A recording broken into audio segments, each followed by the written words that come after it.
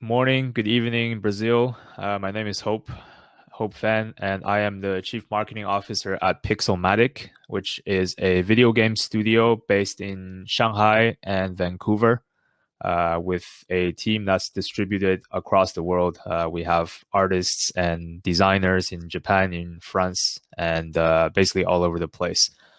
And we also have some connections with the blockchain industry. And we are currently developing a massively multiplayer online video game that integrates a cryptocurrency component. And I will talk to you a little bit about the blockchain gaming space, where it's at currently, and what we're doing differently from a lot of the other things you probably have seen or heard from. Okay, I'm going to share my screen.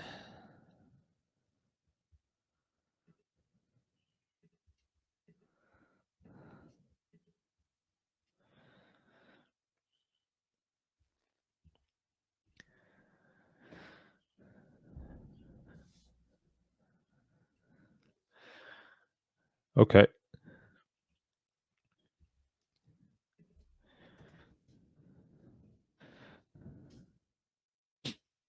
So the title of my talk is going to be called Bitcoin, the Distributed Economy and Online Gaming.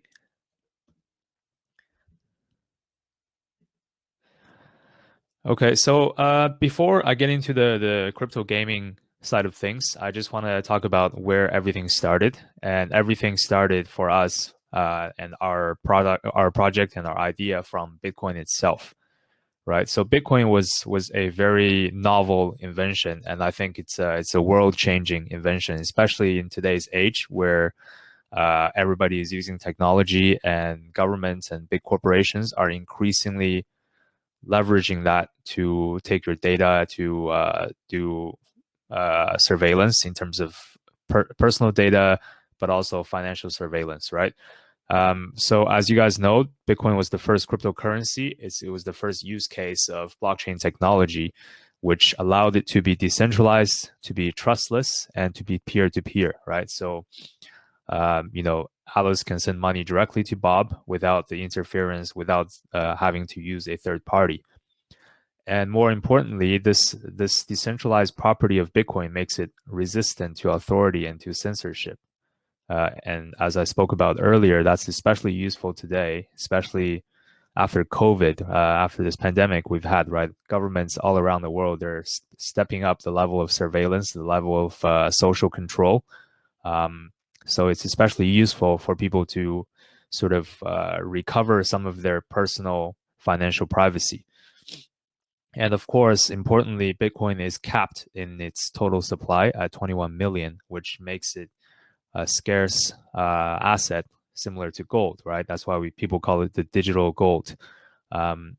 So the cap total supply gives it deflationary economics and gives it a better chance to be a store of value, which is the opposite of the government issued fiat currencies, right? So as you guys know, the Brazilian reais, for example, I mean, it's been devaluing quite a lot over the past few years. I remember when I went to Brazil for the World Cup in 2014, I think it was $1 to 2 reais. Now it's 1 to 5. So over the course of 5 or 6 years, the currency has lost a lot of value, and that's because bad economic monetary policies from the government and things like that, right? So Bitcoin solves that problem by being scarce in supply and also having a established fixed monetary policy. And of course, with increasing demand, as more and more people learn about Bitcoin and they believe in it, then it's going to gain more and more value. Perhaps most importantly, Bitcoin is borderless, it's digital, right? So actually, when I first learned about Bitcoin, it was because I was traveling abroad, I was living abroad, and I had to send money to myself, but my bank didn't allow me to do international wire transfer. So I had to find another way to send money to myself, and that's how I learned about Bitcoin. So that makes Bitcoin perfectly suitable for a digitized world, which is what we live in now compared to gold, right? I mean, gold obviously has been valuable all throughout history, but currently where everything is digital, where the world is very globalized and people travel a lot, people move around, you cannot just take your gold bars with you, right? You'll be stopped at the airport security and your gold will be confiscated and you'll probably be arrested for questioning, right? So Bitcoin makes it very easy to take your money, to keep it to yourself and to move it around. Okay, so here's a meme I made recently, just just to show you the how things are changing now. Of course, gold still has value, but Bitcoin is, I would say, the modern day store of value.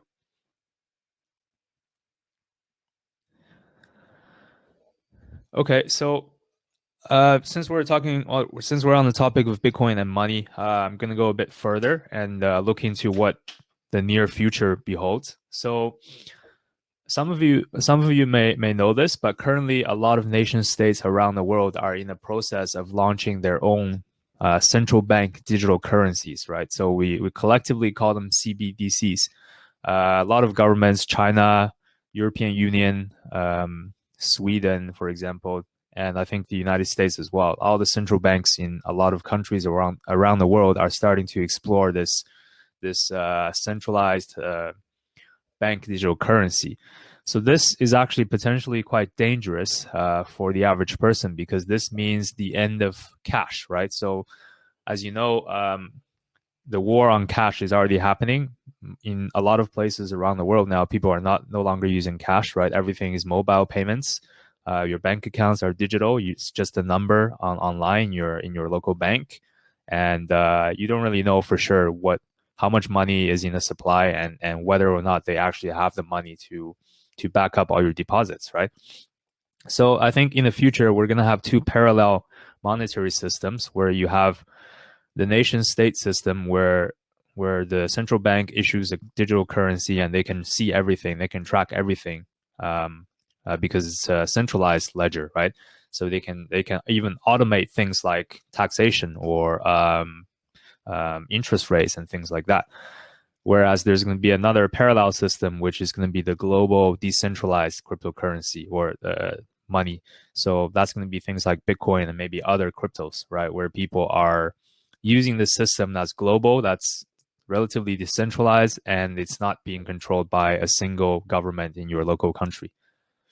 So obviously the decentralized system is going to be more free. It's going to be I think it would be in demand for a lot of people. But in order for that to be sort of mainstream and to actually have a chance of surviving on its own, right, we need to develop a circular economy for this system, which means that we need people to accept Bitcoin or other cryptocurrencies in transactions, right? So currently crypto is still mainly used for speculation, right? People buy Bitcoin, people buy Ethereum because they expect the price to go up, right? So then they can profit and sell it for US dollars.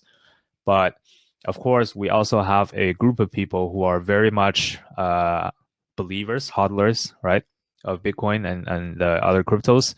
And they believe it's going to be a future form of money and they hold on to it and they don't want to sell it for US dollars or fiat currencies.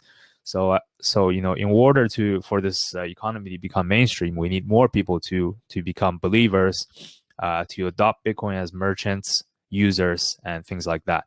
And that's why, as a gaming studio, we build games, right? But a few of us who are leading the company, we're also very much believers of financial autonomy, of being in control of your own assets, and we want to contribute to building this circular economy built on Bitcoin. So we want to bring more adoption to merchants, to the average user, and obviously within our industry, the people we can reach are the mainstream gamers, right? Okay, so I'm going to start talking about gaming and crypto a bit. Okay, so for us, we see a big opportunity here because online gamers, they have a natural inherent understanding of the value of digital assets, right? Because if any of you have played online games, there's always some sort of money, some sort of economy in multiplayer online games, right? So when I was a kid, I used to play a game called RuneScape, which is, it's very nerdy. It's like you're a medieval character, and you're just walking around in this world and interacting with other people and their characters, and you're doing quests and collecting gold and weapons and armor and all these things, right? It was a very simple game at the time, but it was quite addictive because it's a social experiment. So you're playing these online games with other people, and you're interacting directly with other people, and there is already an economy in the game. So even as a kid, you learn a lot of things about how the world works by playing these online games. And when you play the games a lot, you start to understand, you start to value the assets, the digital assets you have in the game, right? So obviously there's different levels of like weapons and armors in the game, and obviously you try to get the ones that are more valuable, are that are more rare, right? And then you bargain with other players, like, can I buy this from you for 50 gold or whatever. So I would say the majority of online gamers are very, very familiar with digital assets. And just speaking from personal experience, a lot of people I know who are very, very early adopters of cryptocurrencies, of Bitcoin, they were all like StarCraft players, or they were all online gamers.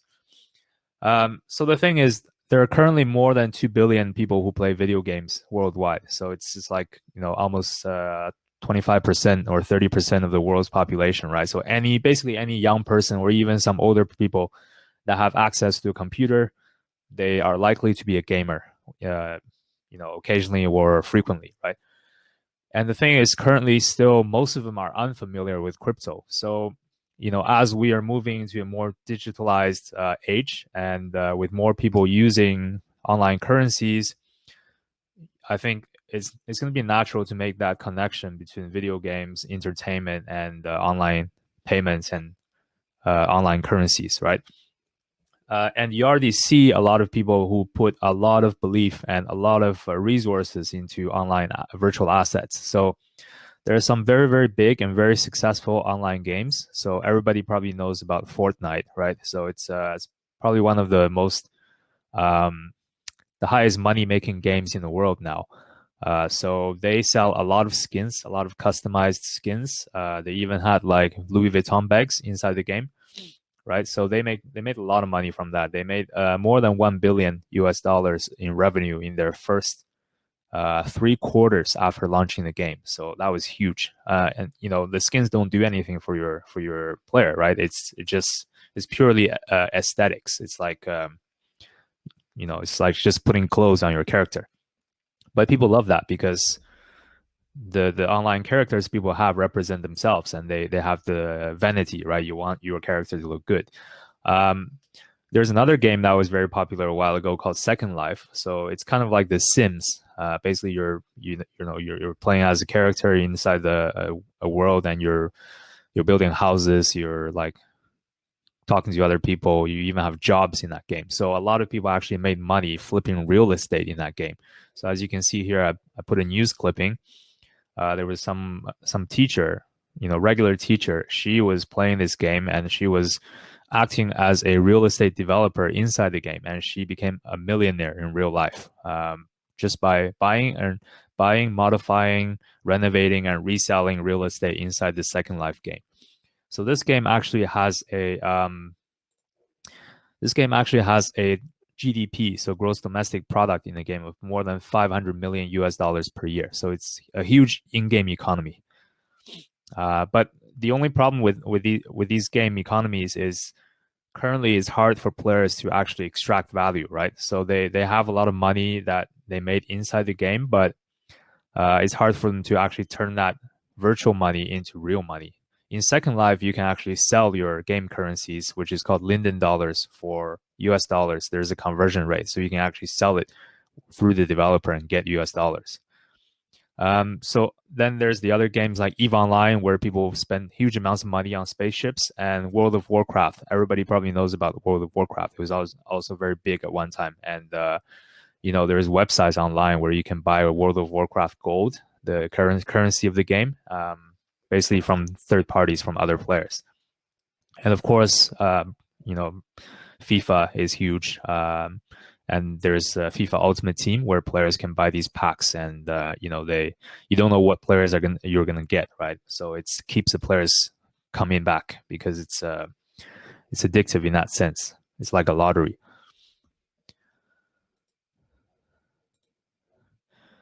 Okay, so here's another example of how some of these virtual economies actually started to get huge amounts of power and belief, right? So it's similar to Bitcoin, because when Bitcoin first started, no one believed in Bitcoin. Everybody thought it was some random online scam that people used for the black market for Silk Road, right?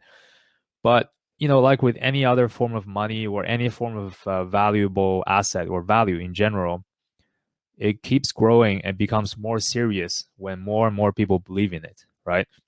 So EVE Online is one of the biggest multiplayer online space games in the world, and it has an in-game economy that is, I think, bigger than the Icelandic krono, which is the fiat, the national currency of Iceland.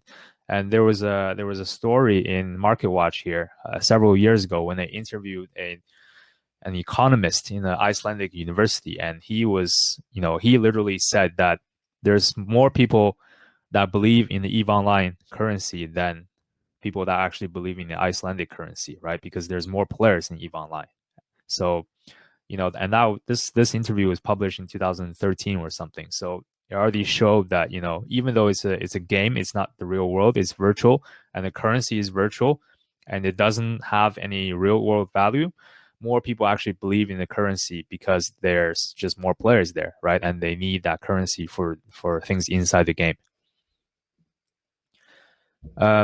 So here are just some numbers of the global video game market. So it's actually a huge market. In 2017, the most recent data I could find, the market was already bigger than 100 billion US dollars annually, right? And a lot of the MMO games, so massively multiplayer online games, they're huge. Fortnite, I already mentioned. WoW is huge, and I know League of Legends is huge in Brazil. When I went to Brazil, a lot of my friends there were playing League of Legends, and of course others like EVE Online, RuneScape, Counter Strike, all these games. And the platforms that sell games, they also make a lot of money, like Steam, Origin, now the Epic Store. Okay, so let's get into blockchain games a bit. So obviously, this is an exciting industry. We have crypto, which is new, which is a lot of unknowns, so a lot of room for opportunities. And then we have gaming, which is a huge market with players that naturally understand digital assets, right? So obviously there will be a trend that starts in crypto and gaming. And the first wave of blockchain games came in late 2017, which was led by CryptoKitties and some other non-fungible tokens, NFTs, right? Or based on dApps, decentralized application on Ethereum. So CryptoKitties actually had a lot of hype, right? When it first started, if you guys remember from 2017 and 18, when it first started, it had like 1,000 users in one day, which was huge at the time for any decentralized application. And because it had 1,000 users, it actually basically broke the Ethereum blockchain, right? So I remember back in those days, you really couldn't send any ETH because the gas fees were so high and the network was so congested just from CryptoKitties, because every kitty is a token on the Ethereum blockchain, and people were trading it back and forth, right, to buy and sell from with others, and also breeding the kittens to make new kittens, right? I mean, this whole idea was exciting at the time, but in the end, it didn't really come to anything because of these factors I show on the screen, right? So the problem with these games that are directly operating on the blockchain is, the blockchain is limited in its performance because it's decentralized. You need to have various nodes verify transactions, so it's limited in its performance. And in order to play CryptoKitties, you had to be able to access the blockchain itself, and you needed to have like plugins or wallets like MetaMask, right? And this was already too complex for the majority of average individuals. Like if you ask, a 14-year-old kid or I don't know, or a 50-year-old guy who played a lot of games before to use Ethereum, it's going to take them a lot of time to learn how to use it, right? So it's not very user friendly and it's not good for adoption. And as I mentioned, everything was done on chain, which made it very slow. And anytime you did anything, you had to pay gas fees, right? So it's like people who are doing the DeFi stuff recently. I mean, they were paying like more than $100 for a transaction, which is ridiculous. And of course, the performance is very limited, so you couldn't have any nice graphics, you couldn't have any proper performance, right? That's why you had these like very simple 2D kitties. And of course, these were not real games because there was no gameplay. It was more trading. It was more just trading of items, right? So you can't really have user retention. You can't keep players if there's no actual gameplay, because gamers, they want to play a game. And here's just a screenshot from back in the day on the app Radar. So it's just showing that all of the decentralized applications at the time, they barely had any users. I mean, the highest at the time that had 1,000 users a day, they were mostly gambling platforms, right? CryptoKitties didn't really have that many users. So this sort of first wave of blockchain games didn't really work. They didn't really produce any results, and they couldn't really attract any real users.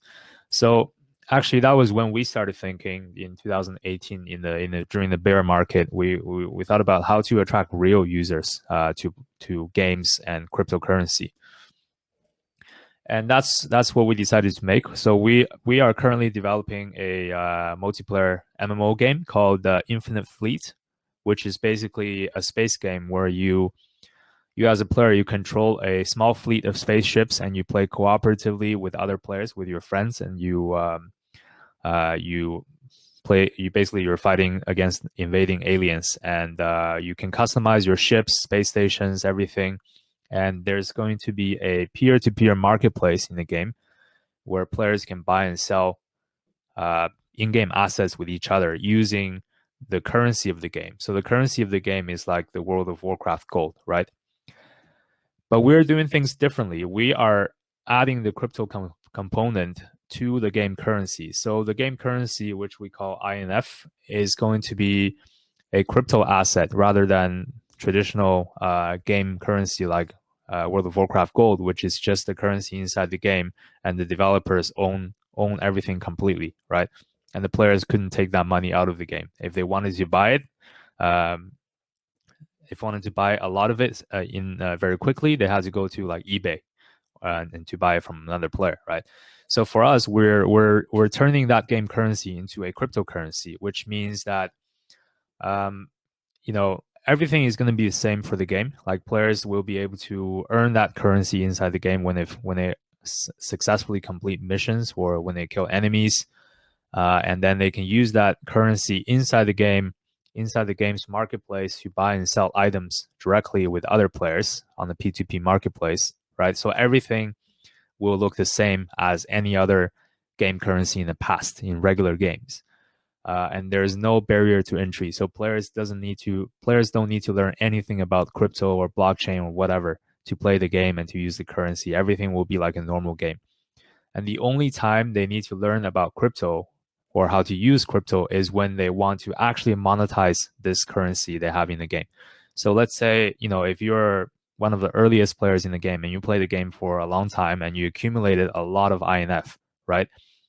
And then you can actually sell this INF for Bitcoin or for Tether or for whatever by taking this.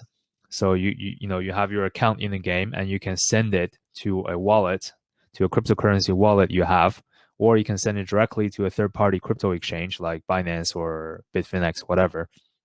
And then we would have a trading pair there, and then you can just sell that for BTC or USDT. So basically, all the time you spent playing the game and all the assets you accumulated in the game, you're going to be able to easily monetize by directly taking that, sending that to an exchange and selling it, right? So this removes a huge obstacle from traditional games, because in traditional games, players spend a lot of time in the games, they spend a lot of money, they make a lot of they collect a lot of assets in the game, but there's no way for them to sell it directly. The only way they could do it was to sell it on eBay or some third-party marketplace, right? And the developers, obviously, they didn't want that because it's missed revenue for them. So we were thinking, why have this, like we have this basically white marketplace, and then players go to the black marketplace to do the transactions anyway. So why have that when you can just have everything together, right? So we're actually encouraging that because it's going to be a win-win for both players and for us. And for the game currency for INF, we're actually issuing that token on the Liquid network made by Blockstream. So it's a layer 2 technology on Bitcoin. So it's going to be basically it's going to be backed by the most reliable blockchain in the world, which is Bitcoin, right? It's the most robust. It's never been broken. It's never had any issues. It's never been hacked, and it's most reliable. And also, it's currently the asset that's most likely to become the sort of the reserve asset of the internet, right? So the advantages of using Liquid is it has faster block times, so transactions can go through faster compared to Bitcoin's layer 1, and it's secure and it's confidential. So if you check the block explorer of Liquid network, you cannot actually see the amount that's being sent and the addresses. Everything's anonymous. So our game currency is going to be one of the first tokenized assets basically on the Bitcoin network, right, on the layer 2. So in terms of how we're going to make money, so we're going to do the freemium model, which is used by a lot of the popular MMO games like Fortnite. It's free to play, but they make money by selling in-game items, microtransactions, right? So we're doing the same. The game is going to be free to play, but we will have our own online store, like a proprietary store that's operated by us, developers. And we're going to sell limited edition ships, skins, visual effects, territorial rights, and things like that. So players can come here, they can buy with their credit card, USD credit card, or PayPal, or whatever, right? And then we have this separate peer-to-peer marketplace in the game where players can trade with each other using the INF token as currency. So let's say if you bought a limited edition ship from our store at the beginning of the game launch, and then 2 years later, this edition of the ship is quite in demand, right? Because we're no longer selling it, and it's 2 years old, and it's the number was limited. So a player can resell this on the peer-to-peer marketplace to another player, and then get INF in return. And then, since there's a limited amount of INF in total, in the future, we expect the organic value to grow slowly as more players come in and more items are in demand, right? So then players who play the game, they sell the items, they accumulate INF, then they can, in turn, potentially make some money from playing the game. And of course, we will take a percentage cut on every transaction with INF. So we're constantly going to be generating revenue that way as well. Okay, so I was going to show you some gameplay footage that we're working on, but the video is not working, so I'm going to skip this. You guys can, if you're interested in learning more about the game Infinite Fleet, you can find us on our website or Twitter or YouTube, and you'll see some footage. So one more thing we're doing actually with blockchain is, for raising development funding for this game, we're actually doing a security token offering instead of. So a lot of video game publishers, they do to fund a new game, they will do a Kickstarter campaign, right? So recently there's a game called Star Citizen that's been very successful in their fundraising. They started doing a Kickstarter campaign 7 years ago, and they've raised more than $200 million just from selling like ships and things like that, like items, right? So we're actually doing something different. We're actually doing an equity-based crowdfunding. So we're issuing a security token, which we actually applied for registration with security commissions in the European Union, as well as with the SEC in the United States. So it's going to represent a share basically in the company, like a stock, right? But it's going to be on a blockchain, so players can keep it themselves, and it's going to be able to trade 24/7 in the future. So this space is quite new, security tokens. It's still growing, but we are partnering up with a platform called Stalker, which is based in Luxembourg in Europe and Germany. and we are going to do our sort of equity crowdfunding campaign there. So if you're interested, you can go there and you'll find more information. And the best part about this is, like Kickstarter, it's open to everybody. So you don't have to be an accredited investor to make this investment, unlike most private equity or venture capital deals, which are typically only open towards VCs and insiders, right? Okay, and to learn more, you can also find us in the news. We've been featured a few times on some publications, and that's pretty much it for my talk today. So if you want to connect with me, you can find me on LinkedIn, HopeFan, or Twitter, Hope_Freiheit. And of course, our website is infinitefleet.com, pixelmatic.com, and you can find our security token offering on stalker.io. I believe it's open to Brazilians. It's open to just non-US citizens, but everybody else is fine at this point. Okay.